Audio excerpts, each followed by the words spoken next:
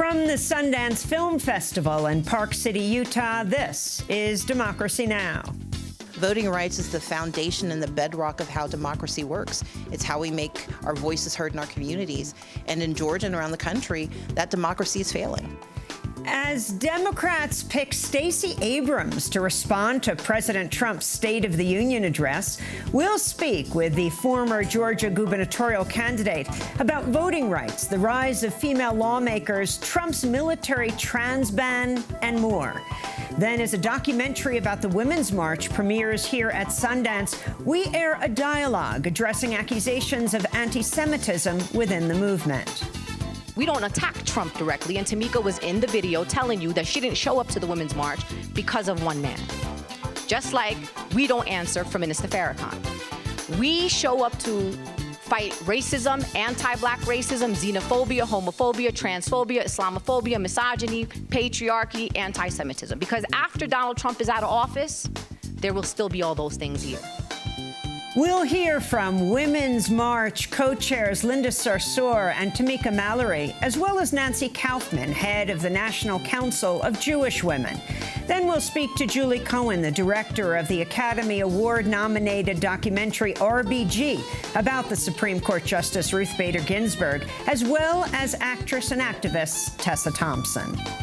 In the last decade, literally last decade, 10 years of filmmaking, that the top 100 films, only 4% of those films have been directed by women. So in response to that, Time's Up has initiated something called the 4% Challenge, asking people to pledge to work with a female director in the next 18 months. All that and more coming up.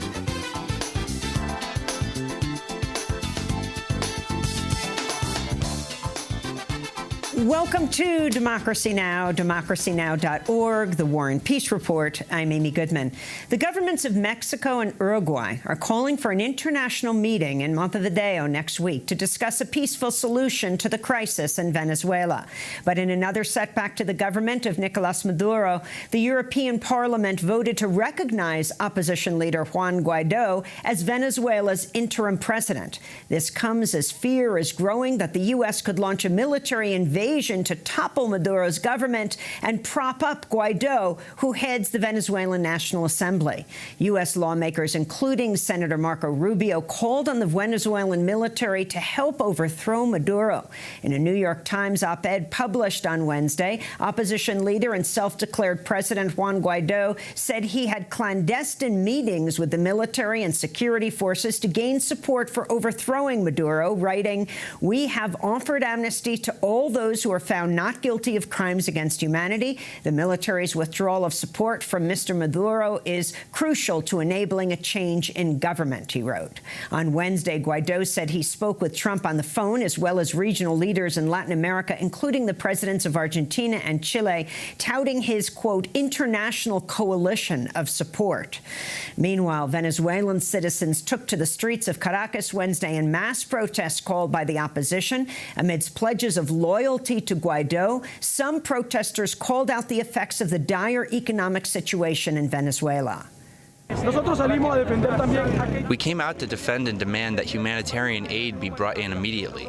We, as health workers, are not going to continue to allow our patients to keep dying in health centers. The U.S. has imposed massive sanctions against Venezuela, crippling their economy. A Reuters report published Wednesday revealed that the United Arab Emirates hired over a dozen former NSA agents to spy on activists and foreign governments. According to the report, the UAE recruited the ex-intelligence agents as part of a secret mission codenamed Project Raven. The operatives reportedly worked out of a mansion in the capital Abu Dhabi, employing techniques learned during their time in the NSA. Participants in the program say they hacked into the cell phones of hundreds of activists, opposition leaders, and suspected terrorists using a spy tool called Karma. At least 4 journalists were also spied on. The targets included U.S. citizens. The FBI is investigating whether U.S. contractors illegally targeted Americans' communications or shared classified surveillance techniques as part of Project Raven. On Wednesday, lawmakers in both the House and Senate reintroduced a war powers resolution in an attempt to halt the unauthorized U.S.-backed Saudi-led war on Yemen. California Congressmember Ro Khanna introduced the bill for the third time in 3 months. In December, before newly elected Democrats took control of the House, Republican leadership blocked a vote on the bill. In the Senate, lawmakers passed the resolution 56-41 in an historic vote last month. President Trump hit back at top intelligence officials a day after they offered a security assessment that directly contradicts his past statements, namely on North Korea, Iran, and the threat posed by ISIS. Trump tweeted Wednesday, Iran is actively testing rockets, adding, quote, perhaps intelligence should go back to school. In the occupied Palestinian territories, Israeli forces shot and killed a 16-year-old Palestinian girl at a checkpoint in the West Bank Wednesday. Israeli police say that Sama Zuhair Mubarak attempted to stab a security guard. Local reports say Israeli soldiers on the scene denied medical care to the teenager after she was shot. Thousands of Israelis of Ethiopian descent took to the streets of Tel Aviv Wednesday to protest the police killing of Yehuda Biadga. The 24-year-old Israeli-Ethiopian man who had a mental illness was holding a knife when he was shot and killed. His family had called the police for help and informed them of his mental illness. Protesters blocked traffic on a major highway as they called out police brutality and racism. Here, we had so many years of dreaming to be a part of the Israeli society, and today we are saying no more violence against us.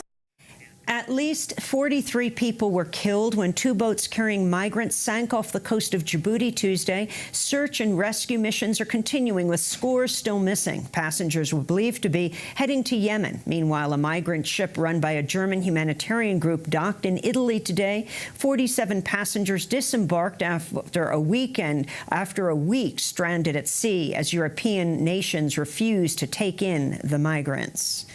In Colombia, local media is reporting 2 community leaders were killed over the past week.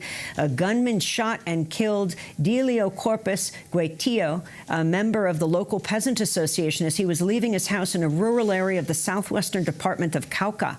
In Valle del Cauca, 2 men shot community leader and housing activist Jose Javier Orozco in the doorway of his home last Thursday. Human rights groups have been sounding the alarm over the mounting violence against activists in Colombia. At least 16 activists were murdered so far this year, according to a local research and advocacy group.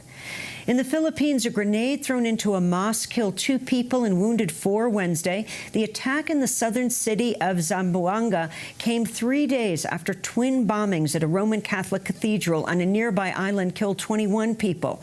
The 2 attacks followed a local referendum last week that showed overwhelming voter support for increased autonomy for the Muslim-majority region of Mindanao. In Thailand, hundreds of schools have closed through this week as toxic smog fills the air of the capital, Bangkok. The smog comes from vehicular exhaust, construction, agricultural, and factory pollution. High levels of fine particulate matter in the air have been found to cause premature death and are particularly dangerous for young children. Over 1,000 confidential files from the special counsel Robert Mueller's investigation were leaked and later uploaded to a file-sharing website, according to a new court filing. The filing by Mueller's office said the documents were shared with the lawyers of indicted Russian hackers and are believed to have been leaked by individuals in Russia.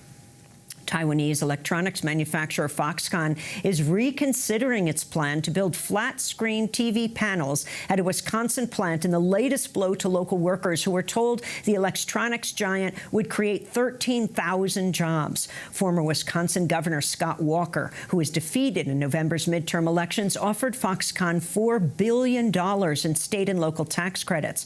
Reuters is reporting an assistant to Foxconn's CEO said the facility will focus on research and development rather than manufacturing, which was originally expected to be the main source of new jobs. Trump was a vocal backer of the Foxconn project, saying the plant would be the 8th wonder of the world. The record-breaking polar vortex gripping the Midwest United States has caused at least 10 deaths, including road accidents. A number of schools continue to be shut down, while the U.S. Postal Service has had to postpone mail delivery in 11 states. Amtrak suspended service in and out of Chicago, where wind chills dipped to 50 degrees below 0 Fahrenheit Wednesday. Thousands of flights have been grounded across the region. In health news, the American Lung Association says in a new report the government is failing to protect minors from the dangers of e-cigarettes and tobacco. The group gave an F grade to the Food and Drug Administration for failing to act as the rate of e-cigarette use among high school students shot up by nearly 80% over the past 2 years. The reports warn that e-cigarettes contain levels of nicotine that could cause addiction and affect brain development in young people. Meanwhile, a study published in a medical journal found vaping is almost 2 times as effective as nicotine gum or patches for quitting smoking. And Morton Sobel, who was convicted of conspiracy to commit espionage with Julius and Ethel Rosenberg at the height of the McCarthy era, has died at the age of 101. Sobel served 18 years in prison and maintained his innocence until 2008, when he told the New York Times he'd been a Soviet spy, though he said he, quote, never thought of it as that in those terms. In a 2003 interview on Democracy Now!, Sobel compared government persecution in the past and present. And I say today is much, much worse. For instance, during McCarthyism, the FBI had prepared a list of 20,000 communists to be picked up overnight and put into the concentration camps where the Japanese had been kept. They also prepared a brief for the Supreme Court to suspend habeas corpus. So they wanted to keep the forms proper. They wanted a legal basis for suspending habeas corpus. The gang today doesn't even go to court to suspend. They suspend habeas corpus without any leave of the courts. So in that sense, it's closer to fascism than it ever was during the McCarthy period. And those are some of the headlines. This is Democracy Now!, democracynow.org, The War and Peace Report. I'm Amy Goodman. Democrats have selected former Georgia gubernatorial candidate Stacey Abrams to deliver the response to President Trump's State of the Union address. The address will take place Tuesday after being delayed due to the government shutdown. Abrams will become the first person not in public office to respond to the president. She will also become the first African-American woman to deliver the response. Senate Minority Leader Chuck Schumer praised Abrams for her work on voting rights. She recently launched Fair Fight Action, a voting rights advocacy group, after she narrowly lost the Georgia governor's race to Secretary of State Brian Kemp, who was widely accused of suppressing the vote. In mid-November, Abrams refused to concede the race. Pundits and hyper-partisans will hear my words as a rejection of the normal order. You see, I'm supposed to say nice things and accept my fate.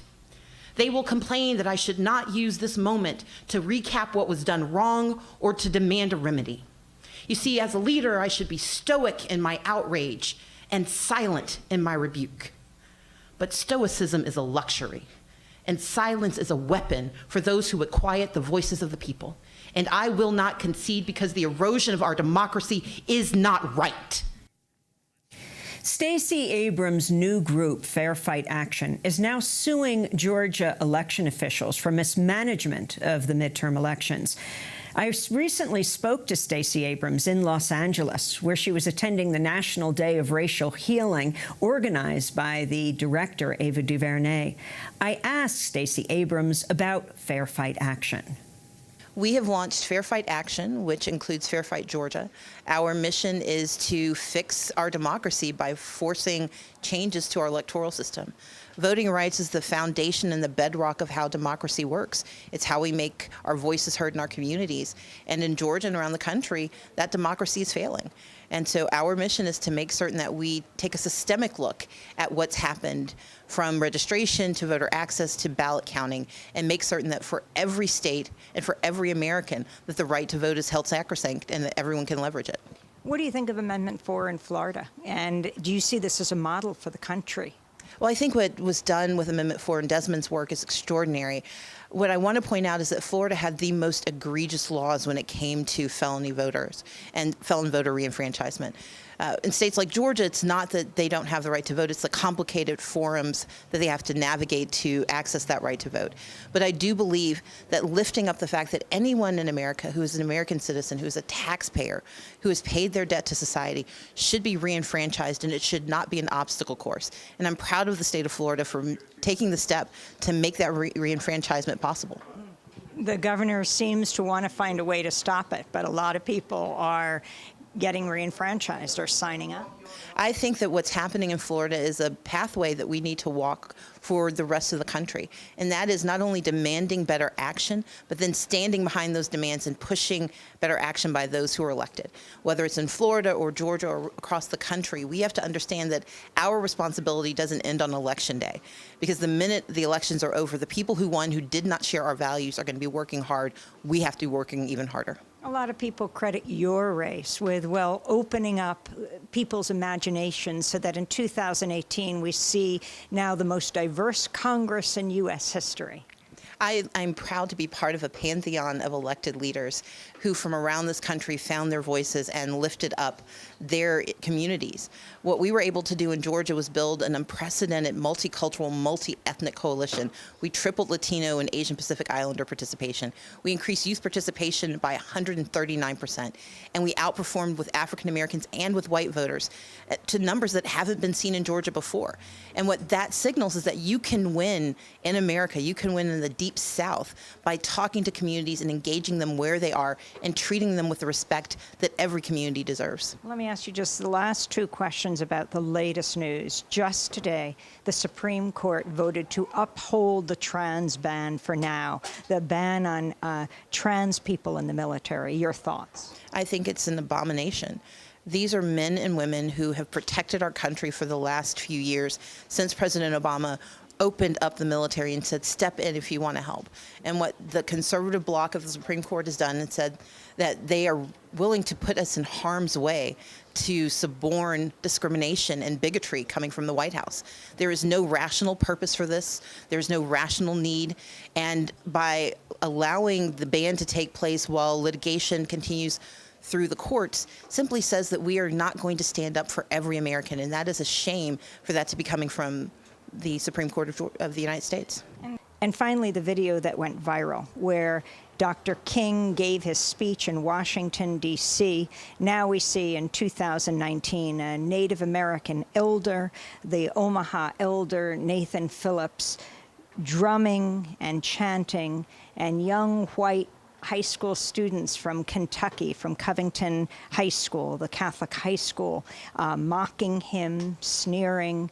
Your thoughts on what this means for the future?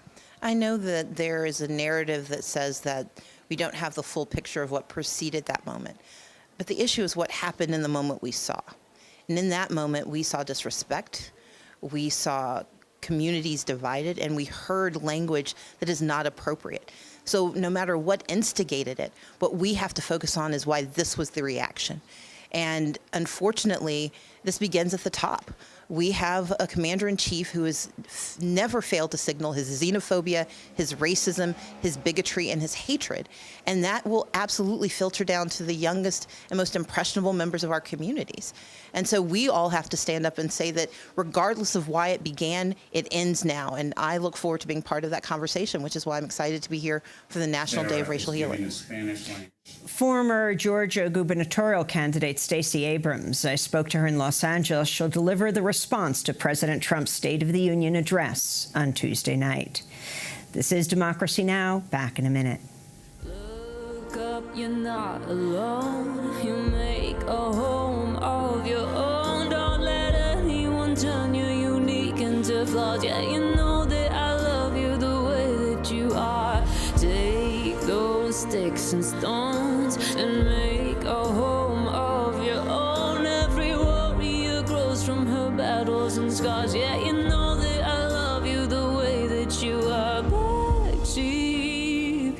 Ooh, ooh, ooh. Black Sheep Milk here on Democracy Now!, DemocracyNow.org, The War and Peace Report. I'm Amy Goodman. We're broadcasting from the Sundance Film Festival in Park City, Utah, where a documentary about the Women's March has just premiered. The film is titled This Is Personal. It's directed by Amy Berg. The film's premiere comes shortly after women's marches were held across the country on January 19th. But some of this year's marches were steeped in controversy, resulting in smaller turnouts. And in the case of New York, 2 separate marches.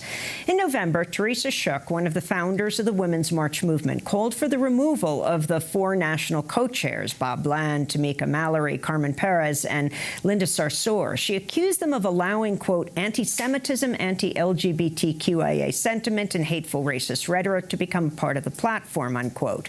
In response, the co-chairs accused Shook of trying to fracture the network, denying her charges. Much of the criticism focused on links between some of the co-chairs and the Nation of Islam's minister, Louis Farrakhan, who's been widely accused of being anti-Semitic. As an organization, the Women's March released a statement saying Farrakhan's statements were, quote, not aligned with the Women's March unity principles, unquote. While Tamika Mallory and Linda Sarsour have repeatedly denounced anti-Semitism, they face some criticism for refusing to personally denounce Farrakhan. The controversy erupted last February when Mallory attended an event where Farrakhan spoke. The new documentary, This Is Personal, captures how Mallory and the movement handled the crisis. Part of the film chronicles an emotional meeting between Tamika Mallory and a rabbi in Brooklyn. Well, on Monday, Tamika Mallory and Linda Sarsour took part in a discussion after a screening of This Is Personal here at the Sundance Film Festival. It was moderated by the writer Rebecca Walker, author of the autobiography Black, White, and Jewish. Linda Sarsour and Tamika Mallory responded to the criticism during a discussion which also included Nancy Kaufman, CEO of the National Council of Jewish Women. We begin with Nancy Kaufman. Some of us were talking yesterday about the media, and the media has not been helpful on this issue. You know, these are I'm someone who's worked my entire professional career in activism at the grassroots level and in Black Jewish relations, Muslim Jewish relations, anti-poverty. You know, so I spent my life doing this work. And what I found from my experience is it's all about relationships, and relationships can't be sound-bited. And when you really are in relationship, like Amy and Tamika just described, you learn a lot more about each other and about what you each bring to it. And it's very hard to do that when you have social media and print media and electronic media trying to tell your story for you. And that, in this situation, has been very powerful and very difficult. It's also very difficult when you're communicating to a grassroots. I have a grassroots organization. I have 60 chapters across the country, and they're reading about Louis Farrakhan, who, you know, hates Jews and is anti-Semitic, and why is the Women's March supporting Louis Farrakhan? And you're trying to message this and have conversations. It isn't easy. And there's just an enormous amount of work that has to go on, person by person, individual by individual. I give Tamika and Linda a great deal of credit because rather than walking away from this or becoming defensive, they actually reached out to many of us in the Jewish community to have the conversation. Has that fixed it? No. Did many Jews not participate in the march? Yes. I was very sad to hear the bus from Brooklyn that was 3 or 4 of them 2 years ago had 13 people on the bus. So it had a ripple effect. I think Jews did show up all over the country, but there's concerns. Yes. And I think, Amy, you did a very, very good job. I'm sure it was a big challenge of trying to deal with this. Particularly, and I want to say this, in the wake of Pittsburgh, even though the 56% increase in anti-Semitic incidents since 2016, most of us who know this know that it's been white nationalists who've been perpetrating those acts. It doesn't really matter, because when 12 people are killed in a synagogue, that gives us enormous angst in the Jewish community. And that, I think, played into this in a very, very large way. And really and sincerely. And I think we have to unpack what is anti-Semitism, who are the spokesperson, who aren't the spokespeople, who are we going to allow to be the spokespeople, how do we denounce, I denounce all the time people, and you touched on this, in my community who I consider racist all the time.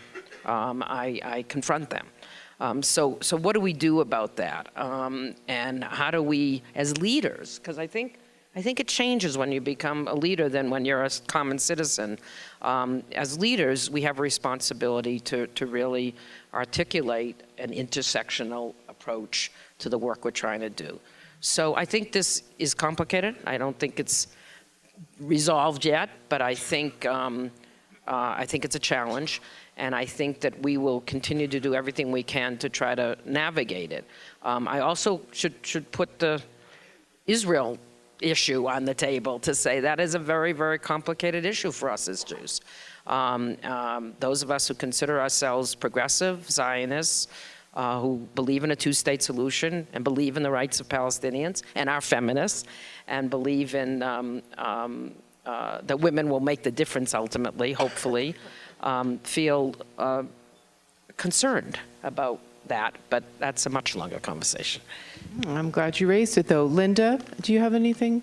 Yeah, I think my comment is more kind of on a moving forward basis, and I think that's important. I think people walking away from this film, understanding, I think for me, two things, that this movement is going to be messy, and everybody's going to have to make a decision whether they want to be on this table or not. I personally don't have the privilege of making a decision whether I want to be in the movement or not in the movement, because our communities are under attack and my community is under attack, and I have a responsibility to protect those that are closest to me. And so when we have these conversations, it's not just about relationship building, which is very important to me as an organizer. Accountability is also important. And also the understanding what kind of ideologies people are rooted in. So for example, one of the most important things that people don't know, and we haven't had the opportunity, because no media cares about solutions or nuance, they just want clickbait, and in fact have put the faces of two women of color who are under attack, who walk around with private security details because someone's upset because they don't understand why we make certain decisions. We are rooted in Kingian nonviolence.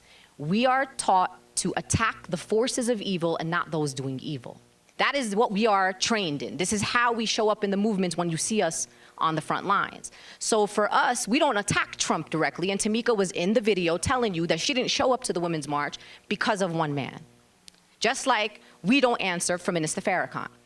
We show up to fight racism, anti-black racism, xenophobia, homophobia, transphobia, Islamophobia, misogyny, patriarchy, anti-Semitism. Because after Donald Trump is out of office, there will still be all those things here.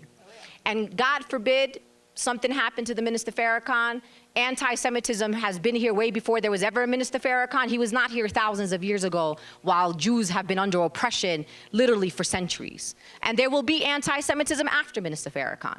So for me, the accountability is also on ourselves, to our communities, to say, how dare you at a time when white nationalism is on the rise, where 11 innocent Jews got killed in sanctuary by a white supremacist the day after another white supremacist was sending pipe bombs to people's homes, the day after another white supremacist shot 2 black people in Kroger's because he couldn't get into the black church, that we made Tamika Mallory and Linda Sarsour and Minister Farrakhan literally the whole story, instead of focusing on the real threats to our communities, which is white nationalism.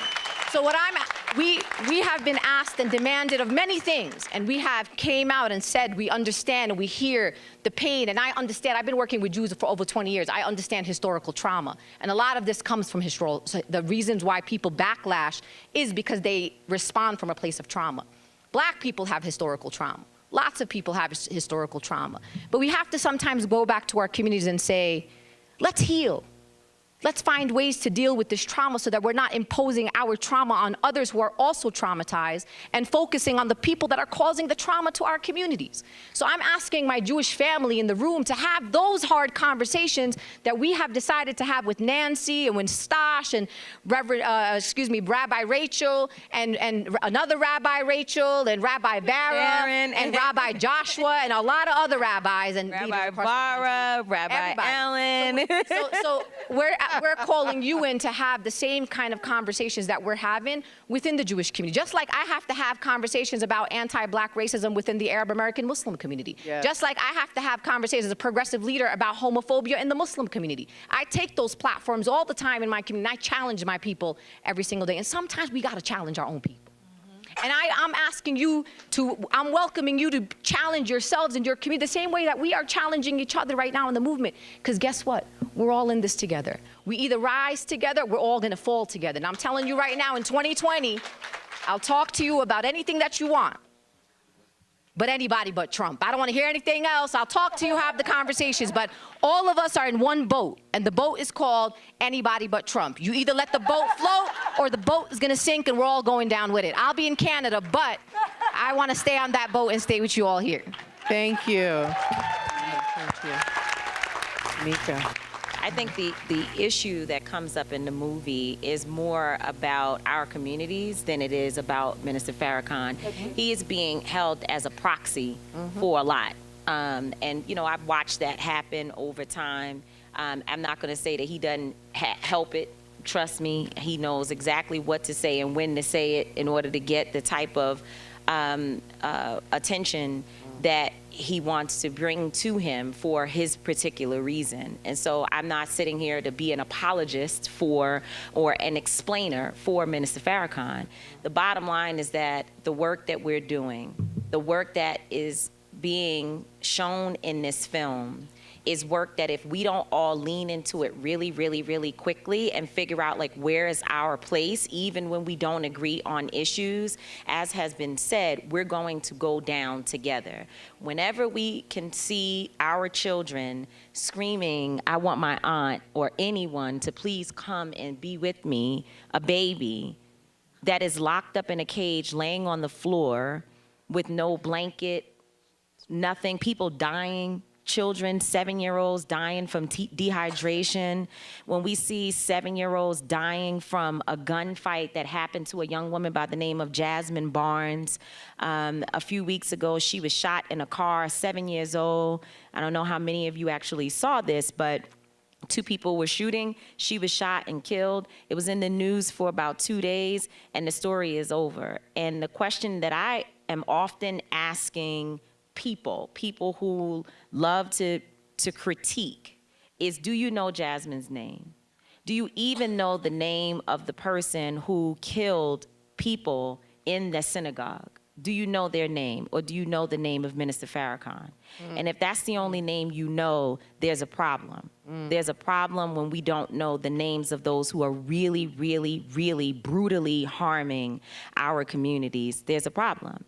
And whatever you think about me, you know, after watching this film is completely fine because I know who I am.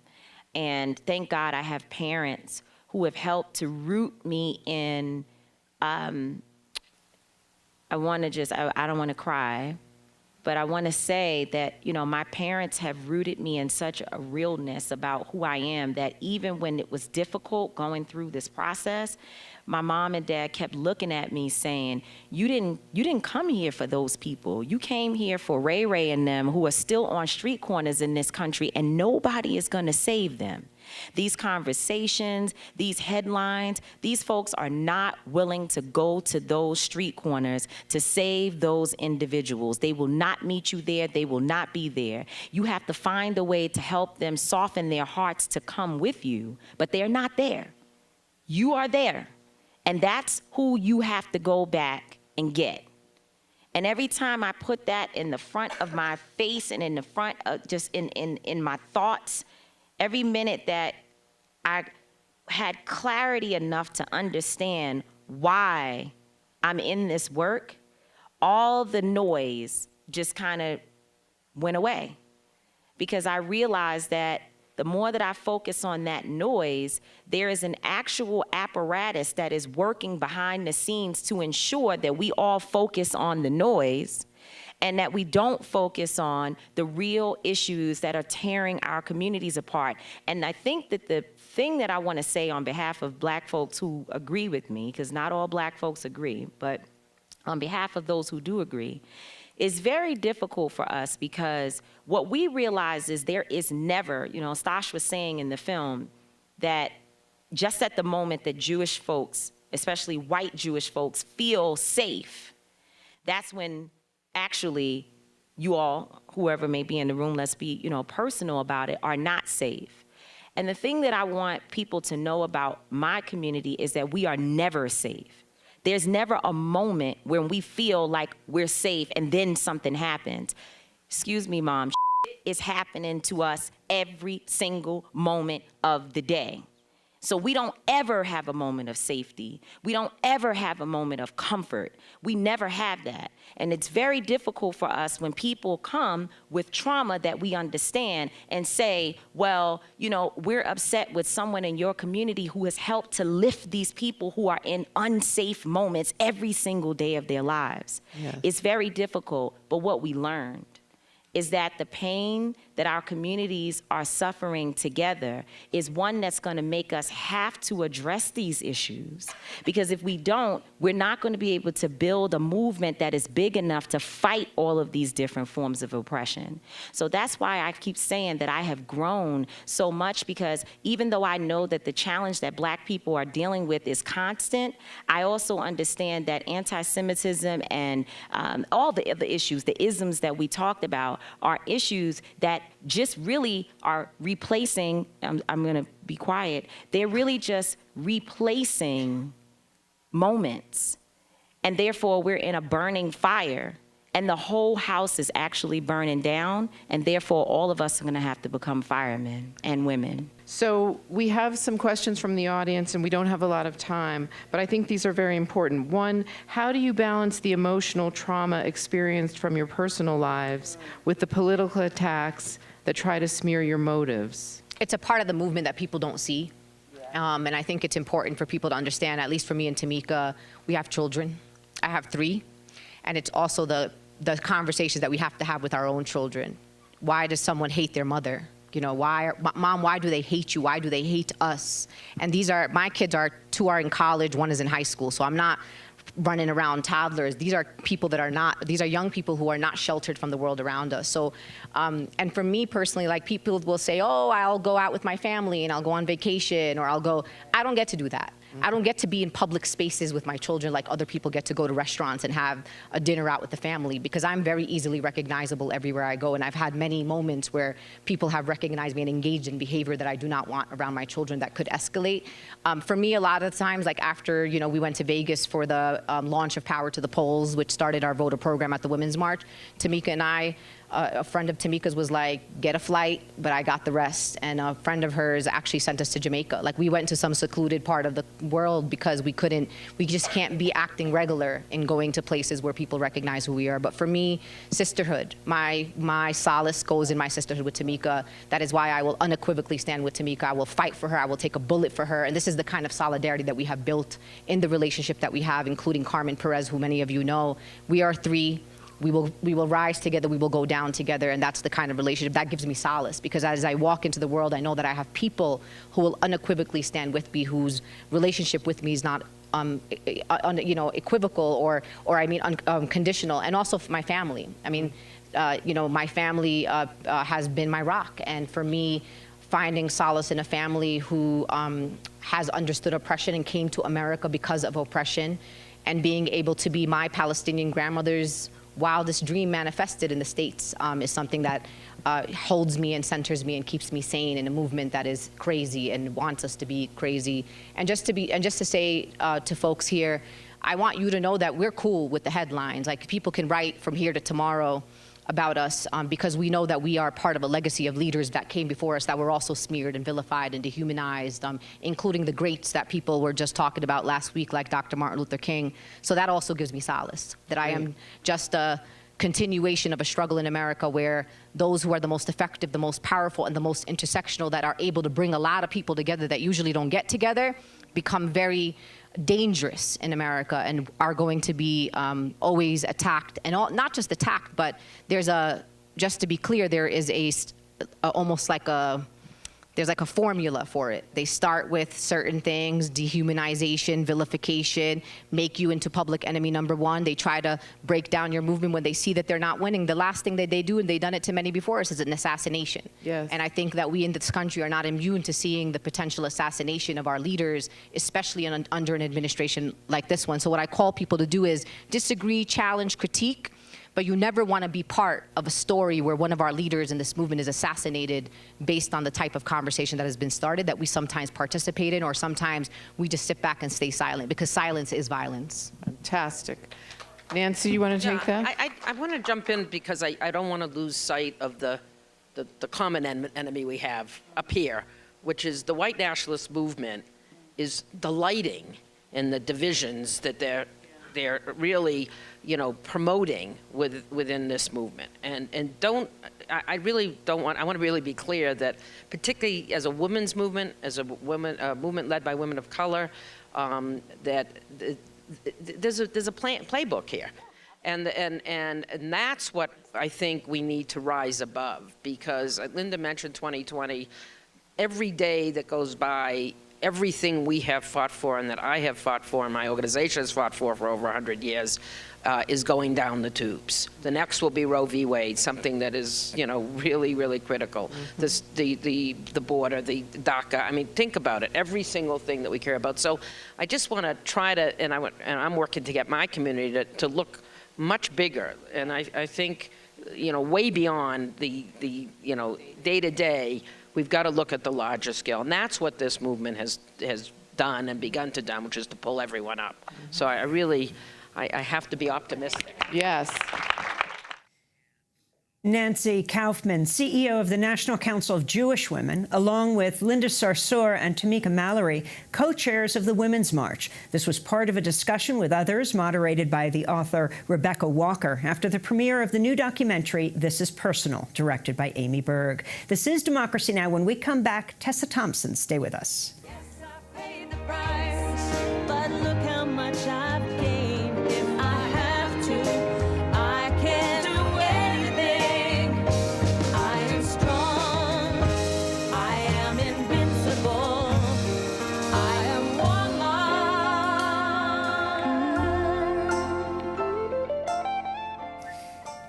I Am Woman, version by Pink Martini featuring China Forbes and Storm Large. This is Democracy Now! I'm Amy Goodman as we broadcast from the Sundance Film Festival. Earlier this week, I caught up with the acclaimed actress Tessa Thompson, who starred in 2 films last year, the sci-fi horror film Annihilation, as well as Sorry to Bother You, directed by Boots Riley. She also played Diane Nash in Ava DuVernay's Selma. I asked Tessa Thompson to talk about the Me Too movement on Time's Up.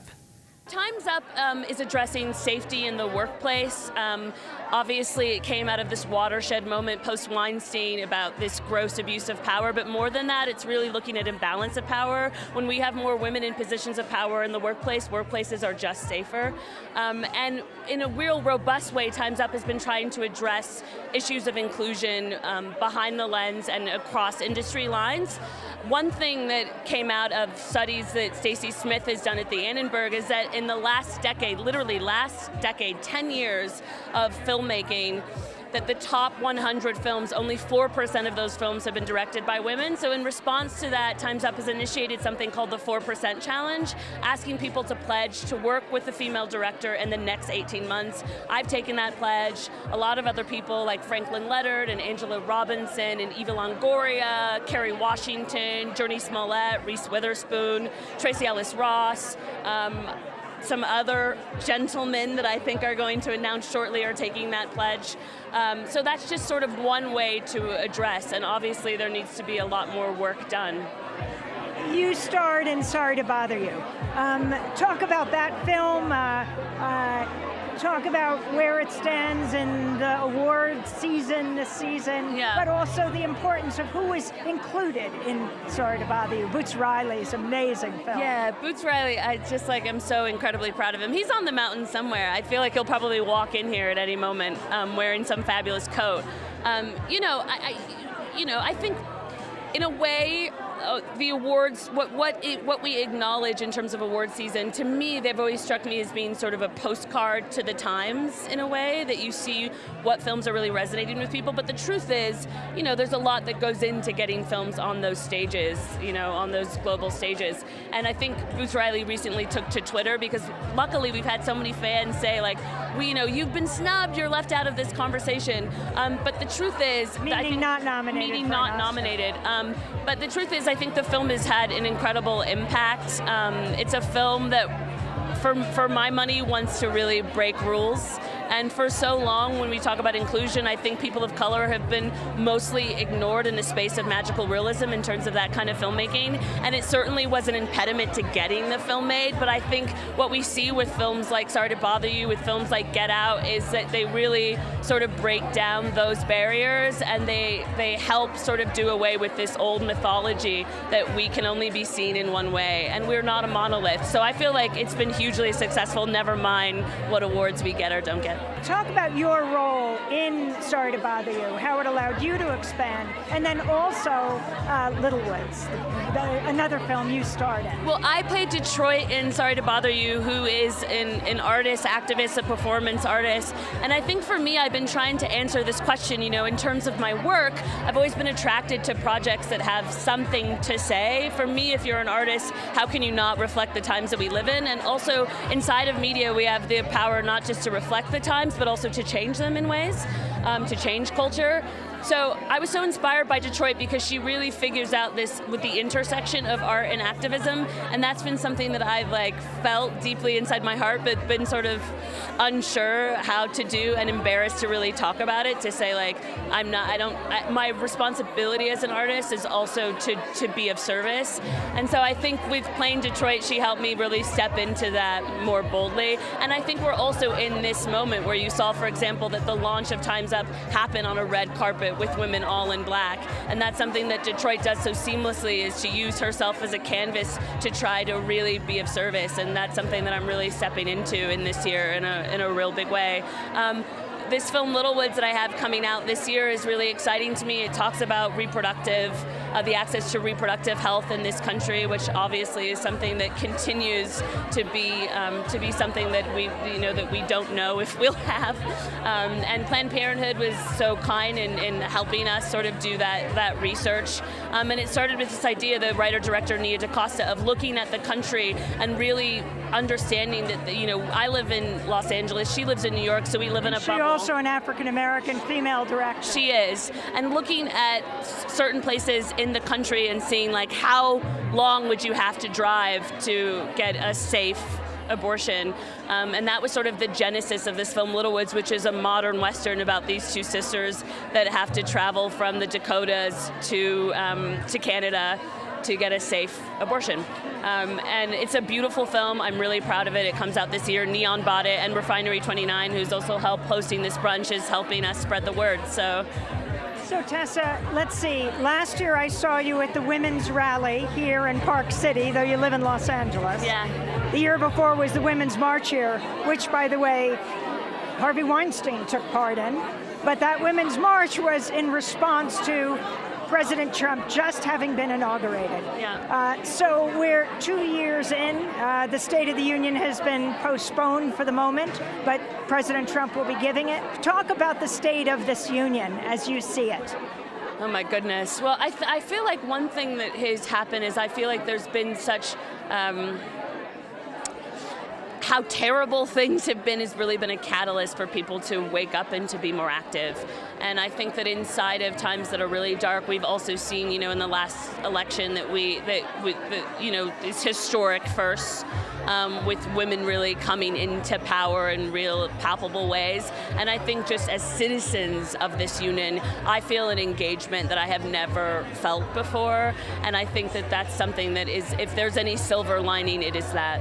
Well, what about the Congress that was just elected? I mean, come on, that's incredible. And also the AOC doc is here. I can't wait to see it. Yeah. So, I think this is a documentary about the newly elected Alexandria Ocasio-Cortez and three other people who are running for Congress. But, exactly. And then she was supposed to be here today, I know. but because of complications from the government shutdown, was not able to come out. Yeah, she won't be here, but she's here in spirit. And also just, I think what she's been able to do in terms of invigorating particularly a younger generation, activating, making us feel like the people that represent us are us, and that's really powerful, and I personally haven't felt that in a really, really long time, so I don't know, I feel hopeful. And Westworld, your role in Westworld. Yeah, we're coming back, season 3. We start at the end of March, and we'll continue to, try to pose the question of what the nature of humanity is. Describe the villainess you play. I play the villainous Charlotte Hale, who's sort of the overlord of this corporation, and I think something that she speaks to actually is when corporations really put a premium on the bottom line over humans. In this case, obviously, they're robots, so she doesn't feel artificial intelligence. Yeah, artificial intelligence, AI, so she doesn't feel like it's too bad a thing to do. But the truth is we're living inside of times where some of the things in terms of tech and science that this show explores, we're not that far away from. So the show is a constant education for me in terms of engaging with really where we are. And the role of art and activism. What responsibility you feel as such a prominent actress playing such an important role, a kind of cultural ambassador whose work travels the world? The message you want to send to people here in the United States and beyond? I think any artist should just be able to make art and not actually have to be the ambassador of anything. I'm a woman of color, never mind all my particulars, my other particulars. I have a lot to say, and I think when you're a part of any group that's marginalized or your voices have been maligned, art is a really impactful way to be able to really tell your story and help other people be seen and heard in that space. But I think, for me, it's like I'm of that mind, like my favorite artists, like Nina Simone, you're like, how could you not reflect the times in which you live? But the truth is, I think people should also be able just to make movies and and make content and not have to be the spokesperson or the poster child for any one thing. It just seems to be something that I'm interested in. I think before I thought about acting, I thought about politics. Now I can just play a politician. Actress Tessa Thompson at a Planned Parenthood event here at Sundance, attended by writers, actors, and directors. I'm Julie Cohen, and I'm one of the directors and producers of the Academy Award-nominated documentary RBG. So congratulations on the Academy Award. You broke the news to RBG, to Ruth Bader Ginsburg?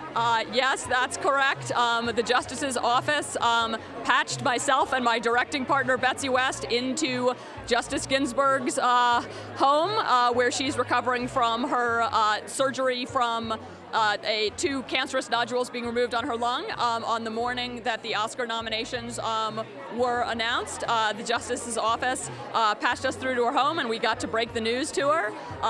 It was terrific. She was quite enthusiastic. It's hard to not seem to be immodest, but she did say she felt that the nomination was eminently well-deserved. But really, the better news than that for us personally was just hearing her voice. For the first time since her surgery, she sounded really chipper and cheerful and really strong. When we told her how nice it was to hear her voice sounding great, she said she's very eager to get back to work. And I think, she's been working from home, as has been reported on, a lot of what the court does is reading briefs and reading transcripts of oral arguments and, sort of starting to make thoughts about rulings on various cases. So she's been doing all of that from her home in Washington. As you so profoundly illustrated in your film about RBG's life, about Justice Ruth Bader Ginsburg's life, she has not missed an oral argument in more than a quarter of a century. So she is doing this from her recovery bed. Word was the White House that Trump was already entertaining names to replace her. But what's the next time the Supreme Court comes together, and do you expect her to be there? Well, I should say, as a result of her surgery, she did miss 2 weeks of oral argument for the first time ever in January, as her doctors wisely advised her she needs to take care of recovering from the surgery and getting back to work. The great news was that both scans and pathology showed no further evidence of cancer, so it's a question of recovering from the surgery at this point. And the court hears oral arguments again on February 19th, so that's a few more weeks away, and that's why she's trying to, as she works from home, also trying to rest and recover to hopefully be back on the bench for those arguments. So what about that news that President Trump was already entertaining names to nominate for her seat? Yeah, well, you know, I mean, I think it would be, on the one hand, it certainly makes sense for a White House to be prepared for who their Supreme Court picks would be, whatever the circumstances are on the court. I think as far as anyone trying to get that out in the world, or, you know, the pretty massive rumors going on online and the Fox News mistake of putting up a graphic suggesting that she had died last week. Can you explain that? As far as all that stuff, well, last Monday, just as part of a story that they were doing when the on-air talent was talking about Justice Ginsburg, they just put up a graphic slate that said her name and said the years as if she died. They immediately apologized. It was a mistake in the control room. I take Fox News at their word for that, but what then happened on the crazy, you know, online Twitter sphere is that everyone started to spread that around as rumors, and, you know, I'm extremely happy to say, having spoken to Justice Ginsburg the day after that, that she's alive and well and sounding strong. And that news of her demise was greatly exaggerated? Exactly.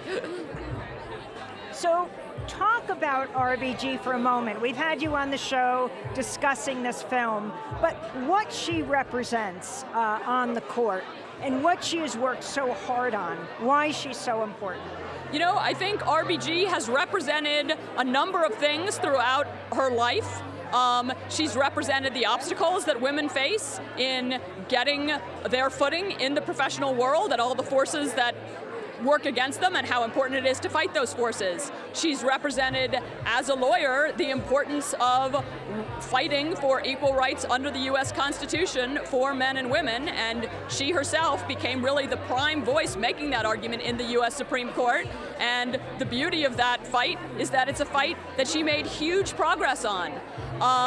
In more modern days, she's come to represent, in certain cases, as the court has become more conservative, she often represents a voice of dissent on the court, writing dissenting opinions on a number of issues, including reproductive rights, women's rights, and voting rights, for that matter, that have really, I'd say, resonated around the country, not just with lawyers and judges, but also with activists and with regular people who were concerned about those issues.